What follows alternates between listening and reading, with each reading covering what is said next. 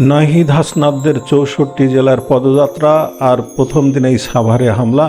এই নাটকটা দেখে তো হাসিই থামছে না। এরা দাবি করছে হামলা নাকি বিএনপি, পুলিশ আর আর্মি করিয়েছে। আরে ভাই, এই আজগুবি কথা কি পাবলিক গেলে? এরা যদি অন্তত বলতো যে আওয়ামী লীগ হামলা করেছে, তাও না হয় একটা বিশ্বাসযোগ্যতা থাকতো। প্রশাসন অন্তত কিছু লোককে ধরে দেখাতো। এদের স্লোগানটা দেখুন, নাহিদের উপর হামলা কেন, মোদি তুই জবাব দে, এই দিল্লি না ঢাকা, দিল্লি না ঢাকা। মানে এটা কোনো স্লোগান হলো?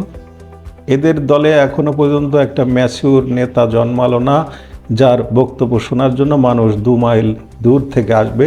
জনসভায় জনসমাগম নেই। এবার কি জামাত শিবির তাদের লোক সাপ্লাই দিচ্ছে না, নাকি এরাও বুঝে গেছে যে এই নাটকের স্ক্রিপ্ট একদম ফালতু? মানুষ এখন অনেক চালাক হয়ে গিয়েছে। এদের প্রথম দিনের নাটকই পাবলিক সাথে সাথেই ধরে ফেলেছে। শুনুন আসল ঘটনা। এরা সরকারের কাছে আবেদন করেছিল আর্মির জন্য। এখন আর্মি তো সোজা কথা বলে দিয়েছে যে তারা কোনো রিস্ক নেবে না।